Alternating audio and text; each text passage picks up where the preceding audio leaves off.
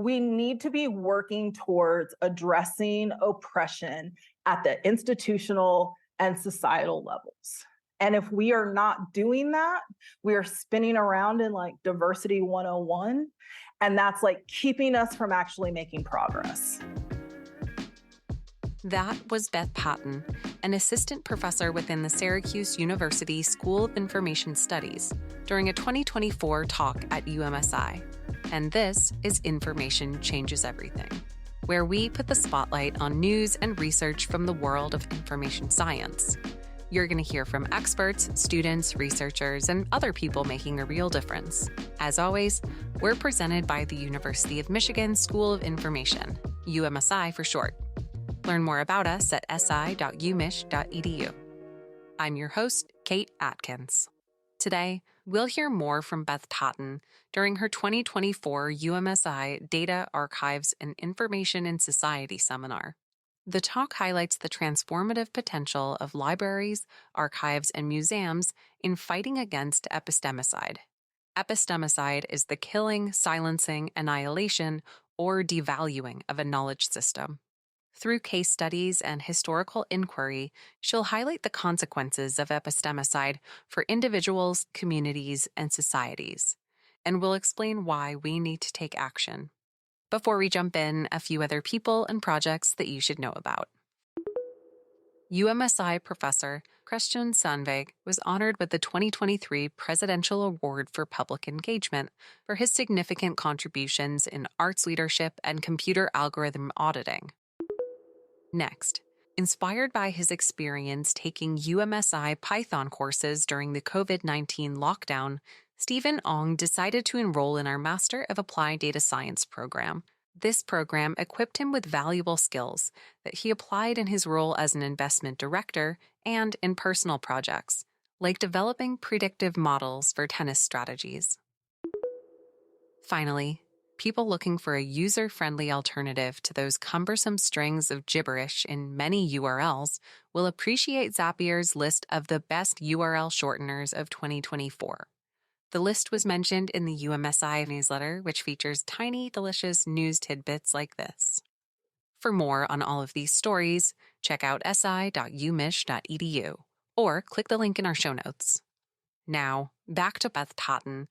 So the outline for my talk today is that first I want to tell you a little story about my family. And the story doesn't start with me. It really starts with my grandfather. He knew that he wanted to be a doctor, a medical doctor, from a really young age. And he had a lot of hustle. He wanted to get a chemistry set, and his parents were like, no, we can't do that. But they gave him a plot of land, and that little kid grew vegetables and then rode his bike to the farmer's market and sold vegetables and fruit so that he could buy his first chemistry set, right? But in Alabama in the 1940s, he couldn't go into our public library. And that really bothered him. And he talks about this in his biography. If I wanted a particular book, I borrowed it or hoped some friend or relative had it or something similar. And sometimes we'd even pick books out of the trash. This library business really bothered me. As I had a thirst for knowledge, my family paid taxes, and still I couldn't use the library. And we often think about libraries and information as being really democratizing, but for whom is a question that we should constantly be asking ourselves. But he did go on to be a doctor. In the state of Alabama, there was no place for a Black man to get a medical degree in 1940s. So he had to go to Tennessee. He went to Tennessee. He went to do his residency up in Chicago, where he met a beautiful nurse and wooed her and wanted to talk her into moving back to Alabama. And she really didn't want to. She said, we can go to the movie theaters. We can go to restaurants. Our kids could go to school. Why would we go back to Alabama where everything is segregated? And he said, if we don't do this, who will? So when he got back to Alabama, he opened his medical practice, and his friend John Cashin opened a dental practice. And together they decided to form this organization called the Community Service Committee. This committee was organized around desegregating Huntsville. They wanted to work towards equal rights for everyone in the community. So they started doing things like poster walks. They would go to movie theater lines where people weren't allowed to go to the movie theaters, and they'd buy tickets They'd turn them down, they'd get back at the end of the line, and they'd do that all day long so the movie couldn't sell tickets. And that worked for a while, but the newspapers, the media wouldn't pick it up. They didn't care enough about these stories. So the Community Service Committee came up with an idea. Hey, what if we get a fancy lady arrested?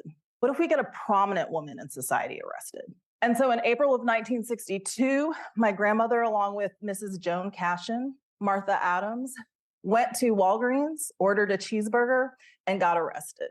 And they sentenced her to jail. And at that time, she was 6 months pregnant. Well, this did make national news. This story traveled really far, and not just in the Black newspapers, it was in all of the newspapers.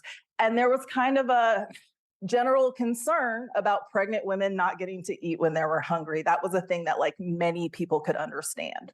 After this point, they went to protest at the stock exchange.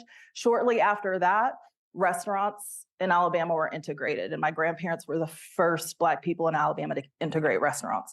But again, attention kind of wavered. And so my grandfather had this idea, what if we bring in this dynamic speaker? I saw this young guy talk in Florida, and he was pretty radical and pretty cool. What if we bring him to Alabama to kind of energize the people? And so they invited Martin Luther King to come and speak in 1962. And Dr. King said, we have to integrate the schools. All of the things that you are doing are great, but if we don't start with the youngest kids and work on their knowledge development, then it's going to be too late for the adults. So in 1963, my family sued the Board of Education in Huntsville, Alabama, and we knew that this was going to be an easy lawsuit to win. Brown versus Board had happened almost a decade before, so the legal precedence was there. When they tried to go register for school the first Tuesday after Labor Day, which was traditionally when school started, Governor George Wallace sent state troopers to keep my dad from registering for school. There's a lot of misnarratives about this day. Lots of people will say it was not violent. The Klan was threatening them. The police are there. After that day, my grandfather had to send a telegram because that was still a thing. I took my son to Fifth Avenue. Sergeant of the Highway Patrol met me and said, school is closed on Governor Wallace's orders. You can't go in, and I didn't see anyone else enter. And of course, the federal government got involved, contrary to Governor Wallace's wishes. On September 9th, 1963, President Kennedy sent down Secret Service to help keep these children safe. My dad was the first Black man in Alabama to desegregate schools. And so at this moment on September 3rd, 1963, education in the state of Alabama changed forever. I think it's important to note that our family continues to file this lawsuit, the state of Alabama, until September of this year. September of this year had not met the federal requirements of the lawsuit. It took them 60 years to meet the policy guidelines. We finally dropped the lawsuit on the 60th anniversary.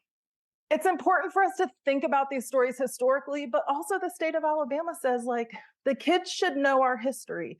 They should know these things. But when we look at the Alabama archives in the Department of History, and if you search my dad's name, there's one entry, and it's from photographs from the 1974 Institute of the NAACP Legal Defense Fund in New York City. So it's celebrating 20 years of Brown versus the Board of Education. So how does this happen? How does it happen that a state archive who knows that this type of history is important for our students to learn has no materials? Well, in 2020, the Department of Archives and History came out and said, we have intentionally collected the history of Confederate and white Alabama, while also intentionally deciding to not collect Black history. They have not been willing to put in the financial resources to preserve these materials. And in fact, I have reached out to them for 3 years about taking my family's materials, zero interest. How does this lead to the oppression of knowledge? There's been lots of tidbits as I've talked of things that were unjust that my family had to go through to get education. So I want to start us off with some questions as we think about knowledge oppression. As information professionals, academics, how do we support people's capacity to know? Our jobs are to support people's ability to know and understand the things that we're talking about, right? We want to think about how do we help y'all grow as knowers? But I also want to encourage us to think about how do we harm people's capacity to know? When do our behaviors keep someone from participating? When do our words invalidate someone's experience and make them feel like they can't say something, right? All of those are part of this knowledge ecosystem. And then a little deeper, who do we support and who do we harm? This isn't like we help all these people, but like some of these people we are thinking about helping constantly. Some of them we are not. So this concept of epistemicide comes from D'Souza Santos's work. And so we define epistemicide as the silencing, devaluing, killing, or annihilation of a knowledge system. This is the way we destroy other ways of knowing. We can think about the knowledge that was lost in the transatlantic slave trade when we took Africans, enslaved them, and we removed their language, their religion, their names, and asked them to rebuild themselves. We can think about women that were persecuted and killed in Massachusetts for women ways of knowing, where they were named and called witches and burned at the stake. We can look to the harm that was done in Indigenous boarding schools when the specific federal mandate was to kill the Indian and save the man. Think about what that means. It means to remove all of their cultural knowledge and leave them as an assimilated US or Canadian citizen. So I don't think it has to happen in, epistemicide doesn't have to happen in these huge, large, destructive ways. We can all experience epistemic injustices along the way. And I think epistemicide really reflects this structured and systematic oppression of knowing. And it can happen with all these small slights. So Miranda Fricker tells us that an epistemic injustice is the wrong done to someone specifically in their capacity as a knower. And she gives us a couple of terms, which I will talk about each of these: testimonial and hermeneutical. And we've come up with some more. I do not think this is it, but we've shared participatory, curricular, and commemorative. So first, Fricker tells us that testimonial injustice is when a prejudice causes a hearer to give a deflated level of credibility to a speaker's word. So I like to use sender and receiver because it's less ableist, but these are Fricker's terms. The example she gives us is Tom Robinson in To Kill a Mockingbird. She says Tom was honest, his testimony was truthful, but because the jury was prejudiced, they could not believe his testimony. But this happens all the time. If you've ever been in a meeting where you didn't have enough power for your voice to be heard or for your suggestions to be taken seriously. Hermeneutical injustice is a gap in a collective interpretive resource, creating a barrier for someone who is trying to make sense of their own social experiences. And I think Fricker has this right, but I think this is limited because I think this also comes up when we don't have enough understanding to help us make sense of someone else's experience. So if I've never experienced racism, I don't believe it exists. If I haven't had to think about oppression, I don't have the tools or the language to talk about intersectionality or oppression or those experiences, right? And that becomes somebody else's job. Participatory injustice is the exclusion of one's own participation in their own epistemological development. And this can be something like my grandfather, who could not go into the library, also couldn't get into medical school, but it's also things like keeping people out of the loop. So once he became a medical doctor, they wouldn't let him go to the medical conferences. And then they started to let him go, but he had to sit in the kitchen. Then they started to let him go, but he had to sit behind a curtain. Right? Like the way you could participate was really different. And so, yes, those things are terrible, but also if we're keeping secrets, that can also be this participatory thing. If there's a hostile environment amongst students, we can see these kinds of injustices happening. Like if all of a sudden it doesn't feel safe for you to participate in class, that this is happening. So then curricular injustice. This happens when physical resources are not available to support the epistemic growth or are used to suppress and eliminate the creation of rival knowledges. Carter G. Woodson told us 100 years ago that we were miseducating everybody about the Negro. He says, from the teaching of science, the Negro was likewise eliminated. The beginnings of science in various parts of the Orient were mentioned, but Africans' early advancements in this field were omitted. Students were not told that the ancient Africans of the interior knew sufficient science to concoct poisons for arrowheads, to mix durable colors for paintings, to extract metals from nature, and to refine them for the development in the industrial arts. He says we often only talk about Black communities in relationship to the experience of slavery. And therefore, we continue to perpetuate this myth that they are just slaves and only slaves. And that has not just done damage to Black people in their own epistemological developments, but how the rest of the world perceives them as well. We can also look at the kinds of books that are getting banned. I don't think that we should be naive about whose books and whose communities are being banned in the United States. Characters that are of different races or queer are making up a high percentage of what is getting banned, but including books that are talking about race and identity, right? So not even having characters of color is enough to get your book banned. And so then the last injustice I want to talk to y'all about before I get into some of the solutions is commemorative. Commemorative injustice encompasses our participation in acts of commemoration and the way we interact with tangible and intangible cultural heritage. We might think about not returning documents that belong to the National Archives when we were supposed to give them back already. We can think about that example I gave you from the Alabama Department of Histories, where we see those archival silences, where they have decided to not commemorate or memorialize the integration of schools. Often when I go into archives, even if these materials have been kept about the Black community, they have not been described, prioritized, digitized, and made available for the collection. I'm willing to do that work, but a lot of folks aren't. It's harmful, and it's harmful in a lot of ways. So Fricker tells us about the primary harm and the secondary harm, but the harm is way worse than that. There's a third level harm that she doesn't get into. So when I started at Syracuse, somebody important told me to, and I quote, keep my work out of the diversity ghetto, unquote. I was hurt, still angry, right? Still hurt, because it's not the kind of thing that can happen once and like you get over it. Well, y'all might be better people than me, but I'm petty. It still makes me mad.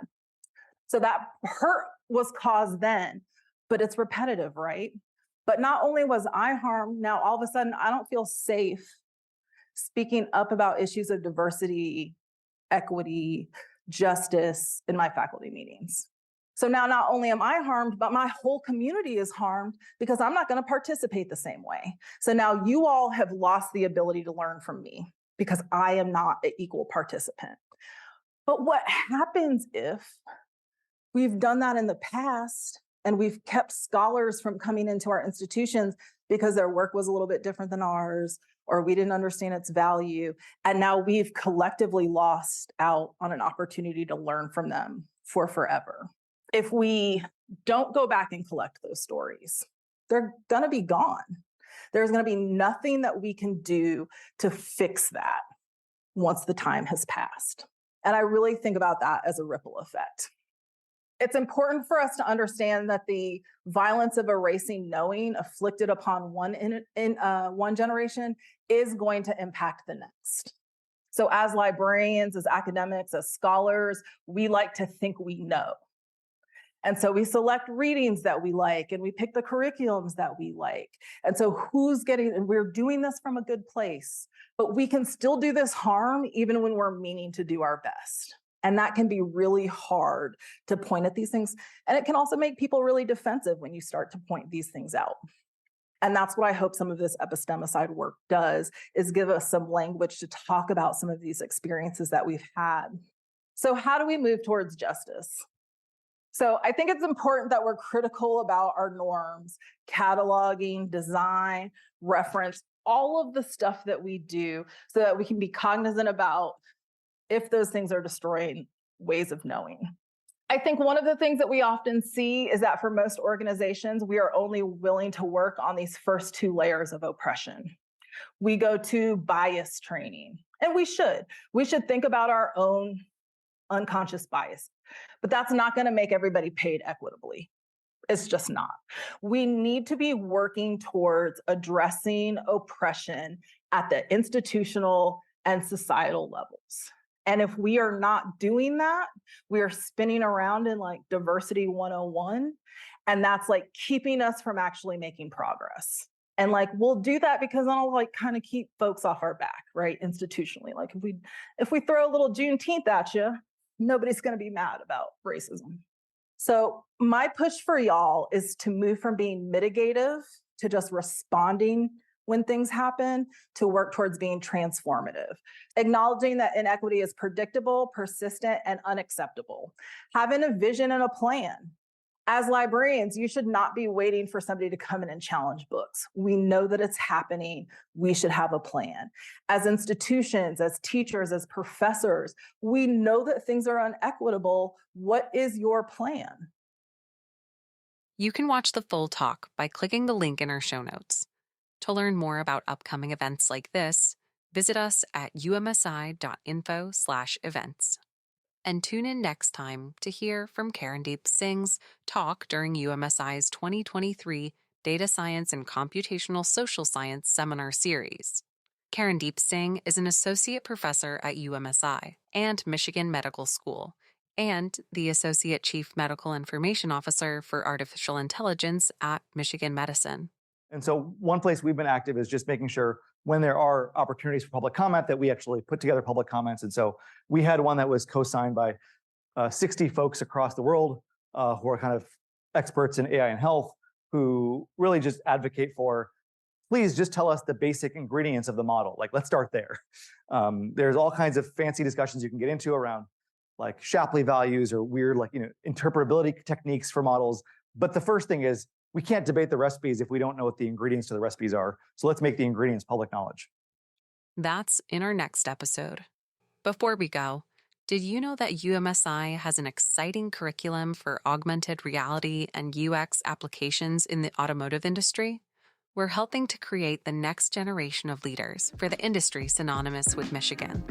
Head to our show notes to find out more about our auto UX offerings. The University of Michigan School of Information creates and shares knowledge so that people like you will use information with technology to build a better world. Don't forget to subscribe to Information Changes Everything on your favorite podcast platform. And if you've got questions, comments, or episode ideas, send us an email at umsipodcast@umich.edu.